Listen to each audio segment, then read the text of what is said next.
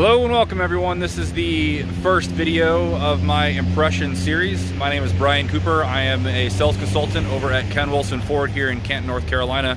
For this first video, I have decided to choose the 2020 Ford Escape. This is the titanium edition. I just played around with it for a few minutes and I can't wait to show you some of the features. All right, to start off this, I want to start with the exterior, and this is probably the most controversial part of this car. I think it's actually a pretty interesting thing, and that's the fact that this car definitely takes some styling from some of the European counterparts. I'm thinking definitely Porsche Macan. You can kind of see a little bit of that look here in the headlights, overall on the size of the vehicle as well. I would almost even point out just the way that the tailgate is arched and everything there. This definitely has some European vibes going on. If this had no badges on it, I don't think, if I had never seen this car before, that I would have ever thought it was a Ford. So I think it's actually a pretty good design characteristic on their part. Now this is the titanium edition, so this one's pretty well featured. What's nice is I do think that the Escapes have a lot of stuff standard, more so than some of the other lineup. Which is what I think makes this a really great purchase. Now, kind of coming around, this does have a lot of color options, but I thought this actually looked great here in the silver. It looks good with kind of the two-tone going on. I like the fact that they all have these LED headlights. And you can even kind of see it has this kind of like a quad headlamp setup. You can see the high beams and low beams. It does have LED accent lights. That's what's kind of probably flashing in the video. What's up, guy? Coming around, I think it's actually pretty sleek looking.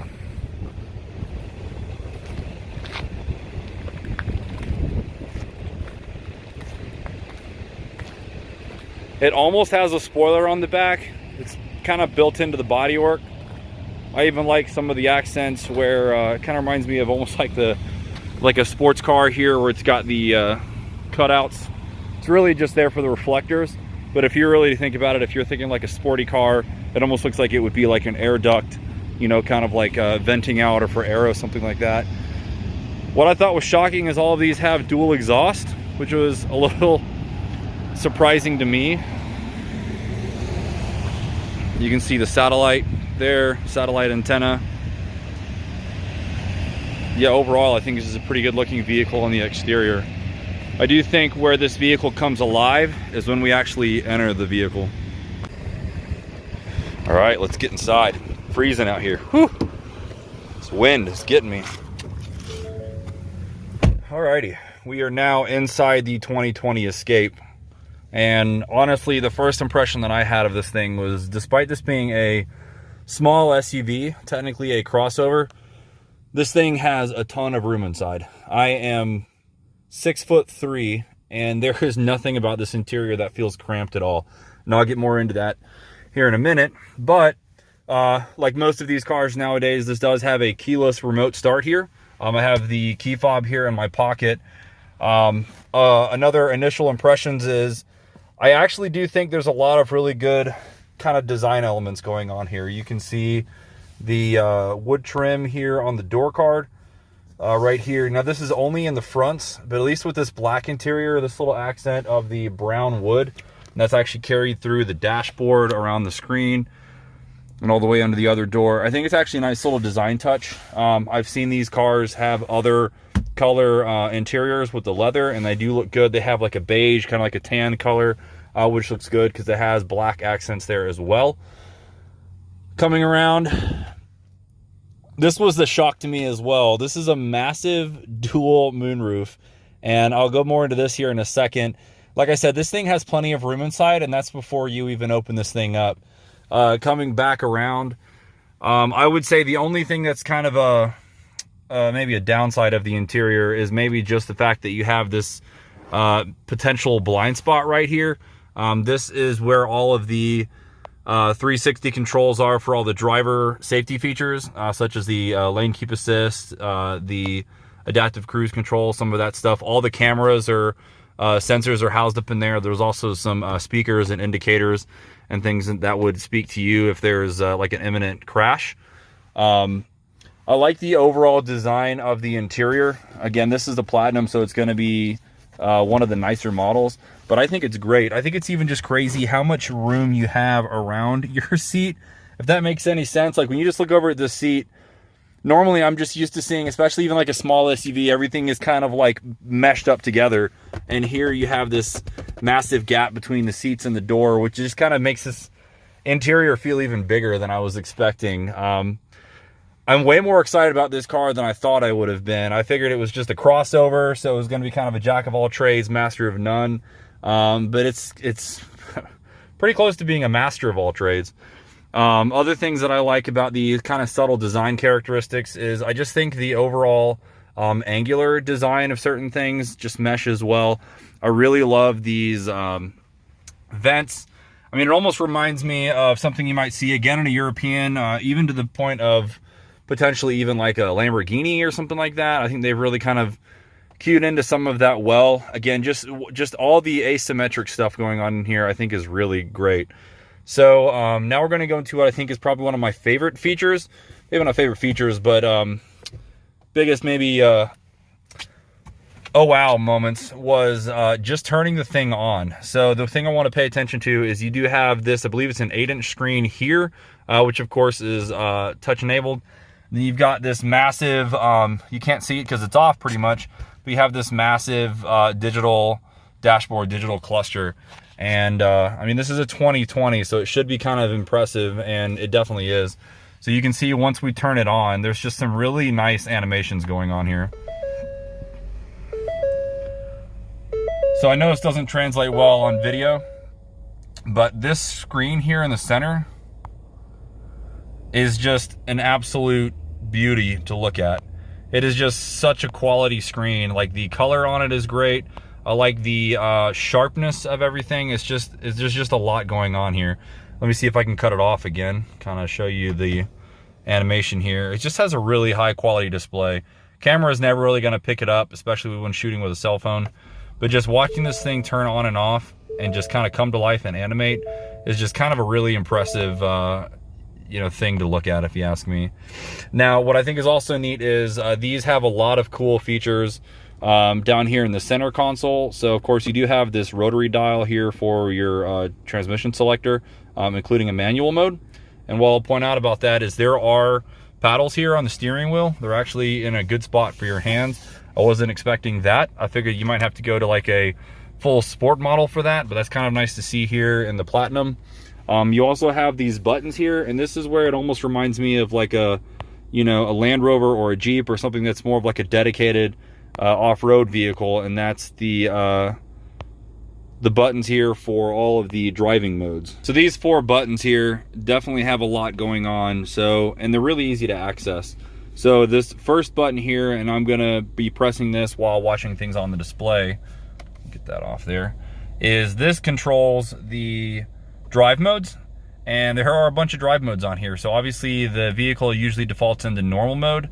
As we kind of go through here, the next one is Eco. That does a few things with like the shutter on the front that increases or decreases airflow across the engine bay, which does things for aerodynamics. Obviously it does things with shift points and kind of how the engine runs with its timing and everything. The next one, which is obviously my favorite, is the sport mode. And you can see, again, just the graphics on the screen are just really nice. Now, of course, like any car with a sport mode, especially with a digital screen, you can see that it actually does change the look of the screens, which is, again, one of my favorite things about this. It was just kind of something that was shocking to me. What's funny is when I was really going through some of the training on this and just kind of looking at some of the things, I don't even think it really pointed out the fact that there's so much of a different display on every screen.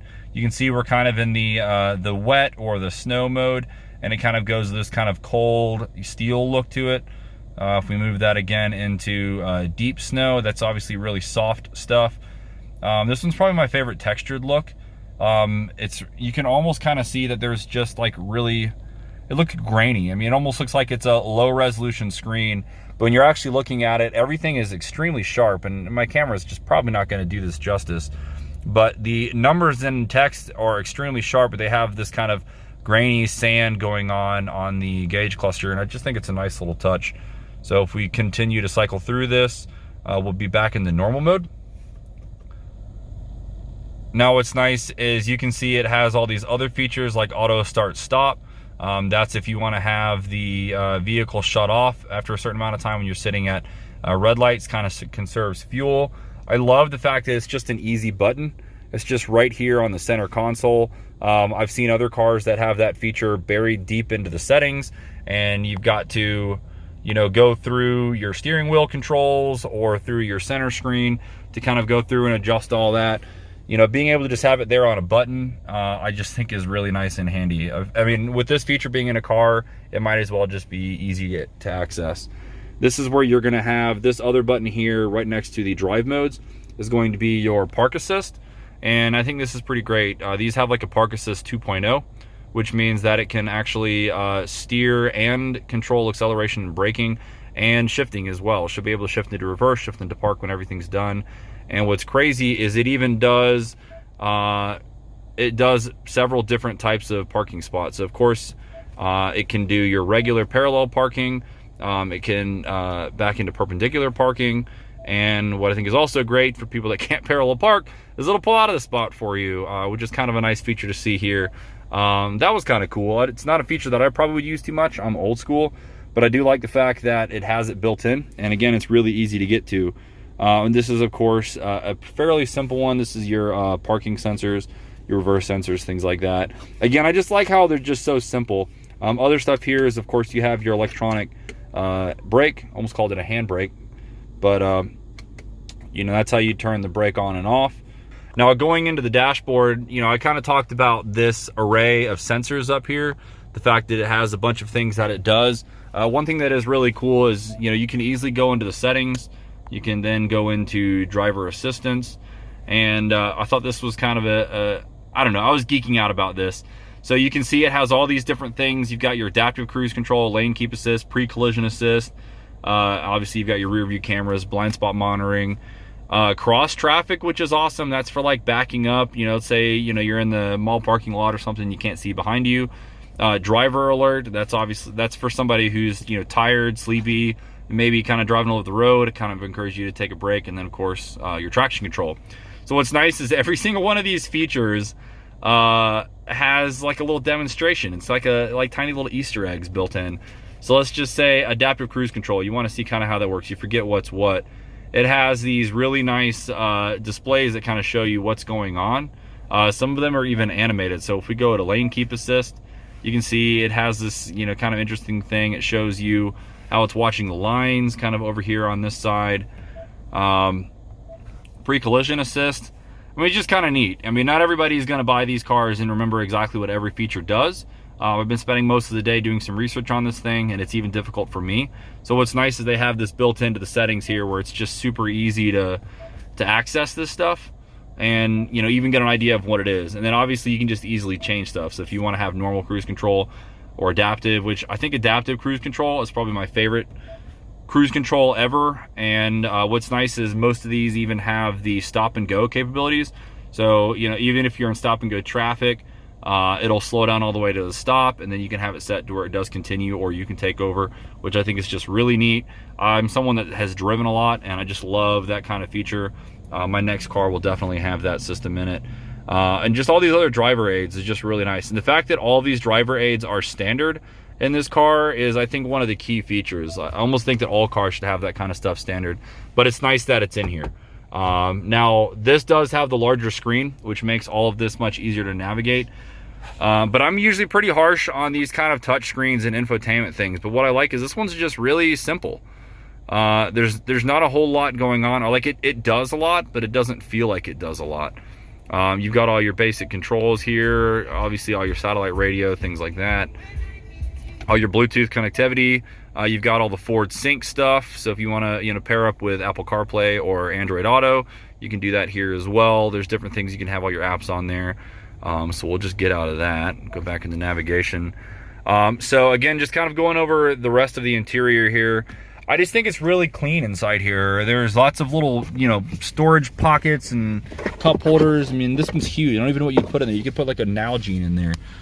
You've got kind of these cell phone pockets that are up underneath it here. The tech nerd in me is super excited about this. And for those that don't know, that is a USB-C charge port. which is awesome because most new Android phones now have that, which means you get quick charge out of that, which I think is great. You also have tons of ports. I mean, you've got your regular ports there. You've got another traditional USB underneath of here. You even have this like tricky little pen holder. And then this was a shock to me, but you even have a, what is this, a 120 volt plug underneath here for plugging up any kind of like say a laptop or any kind of accessory that goes with the regular traditional house plug. This model does have the upgraded stereo system, which I can't really do too much of here because of copyright infringement and stuff like that.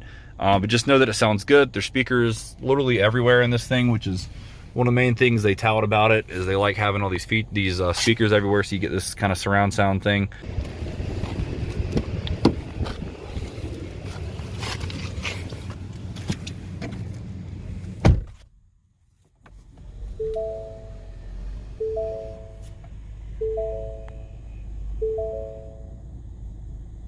Oh yeah, this thing has a heads-up display. So now I'm going to jump into the back seat and kind of show you what I like about back here.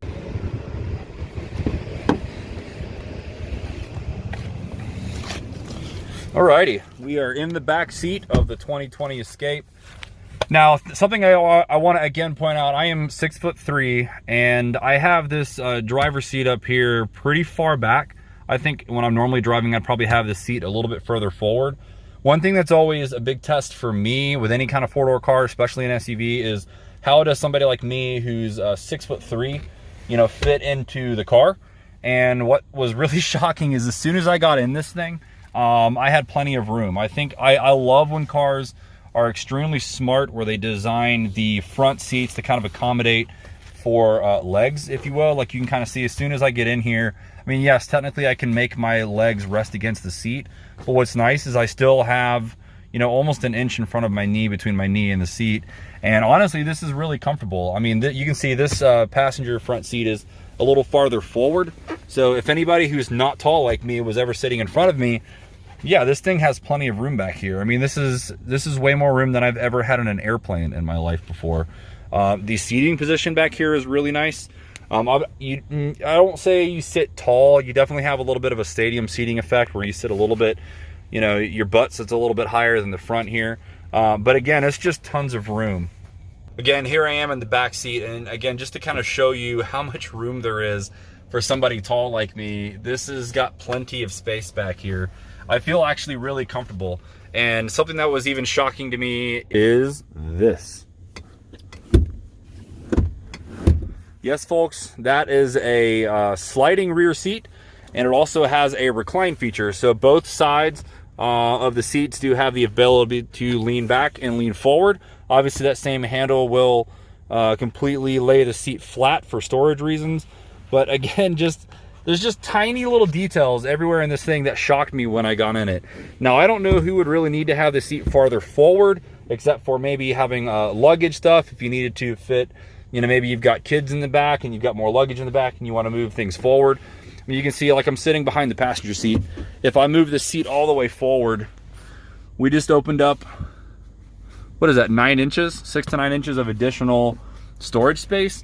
And again, when you've got a smaller crossover like this, any smart way to get more storage is, I think, ingenious. So that was just another kind of shocking thing about this Escape that I really enjoyed. These seats do fold flat and fold flat easily. They've got little buttons here on the headrest, lays that down, and then that same function over here with the handle flattens the seat. So very easy to navigate there. And again, I want to come back to this huge dual moonroof. This I think is just one of my favorite features in any car, and I think this one does it extremely well. So we have our controls up here near the sunglasses holder. So what we're gonna do is we're just gonna move the cover back. So it's a one-touch sunroof. So that is at its first setting. You can see just how massive this first main sunroof is. Now if we press it again, this opens up the rest of the way, and you legitimately have an uncovered roof now from all the way from the back seat And you can see it lines up right there with the C-pillar, actually just a little bit behind the C-pillar, and goes all the way forward. And again, the headroom and the space you have in this car was immense even before you open this thing. So you open this thing, and not only do you have, there's just so much light, and you have all this extra headroom space, which you don't even need, but it just feels massive in here. And this is like a pretty small car in overall dimensions. It's not huge. It doesn't feel huge when you're driving around. So now we can actually open this thing. And you might be curious how much of this sunroof opens. Well, pretty much the whole thing. Like that is a huge piece of glass that just moved itself back here. And guess what? It even goes a little bit further. Now this piece, from what I understand, does not move, which I think is okay. I can see why they don't move. You can even see it has this nice little screen here to kind of help keep the wind out, and of course any other kind of just, you know, stuff that'd be flying around, i.e. bugs, things like that. And again, it's a one touch to move everything forward. So you can see we've got that here. Now again, one touch, the way I've pressed that now, it's gonna close the sunroof and then the cover. And I mean, how cool is that? Maybe I'm more excited than I should be, but I just think stuff like that, when it works well, is just a super clean design feature. All right, now that I've shown you some of the exterior and interior features, I say we get this thing on the road and give it a little bit of a drive. Alrighty. Get the seat where I like it. All right, vehicle is on. Rotate the dial over into drive. Now, initial reactions on just getting in this car and driving it around. I'm kind of in a parking lot right now, and the steering wheel feels really light. Very easy to kind of throw around, especially at slow speeds. It does not feel heavy. It makes the vehicle not feel heavy, which is kind of an interesting thing. Again, just kind of driving around in the parking lot here, just kind of looking around, checking my blind spots. This thing really doesn't have that many. It does have some decent sized pillars, A pillars, B pillars, C pillars. That is obviously for safety reasons. But overall, again, this thing, for as small as it actually is overall, it feels huge inside here. But at the same time, when I'm driving it around, it doesn't feel huge on the exterior. So you get this weird kind of experience when you drive this thing, because your brain can't quite figure out what's going on, because it isn't as big as it feels. Now, these Escapes do have a couple different engine options. This one specifically has my favorite option, which is the larger 2.5 liter EcoBoost engine. This is, of course, turbocharged. This is another thing that was just shocking me when I was looking at the numbers. And I digress. There are 3 engine options, including the hybrid option.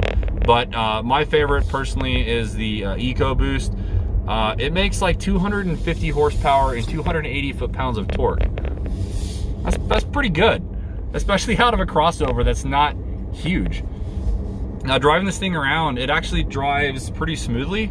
You would never know that this thing has that kind of power. You would never even really know that it's turbocharged. I was really impressed with the braking capabilities. This is not like a sport model or anything like that, but the brakes are instant. Obviously, it does have all the driver tech features as well, but just the overall bite, if you will, and the brakes is nice. There's like no delay in it. The pedal feels great. I actually just had to move my seat up a little bit. This thing is so big inside here that I actually just moved it up just to have a little bit of a better feel. I'm sure I could adjust the steering wheel more if I needed to, but it feels great as it is. Has the tinted rear view mirror that auto adjusts based on how much light it receives, which I think is just another kind of neat feature. A lot of cars have had that, but if you haven't had that kind of a feature, it's just really handy for when you're driving around. Now, power on this thing. Again, we said 250 horsepower. How does that actually feel?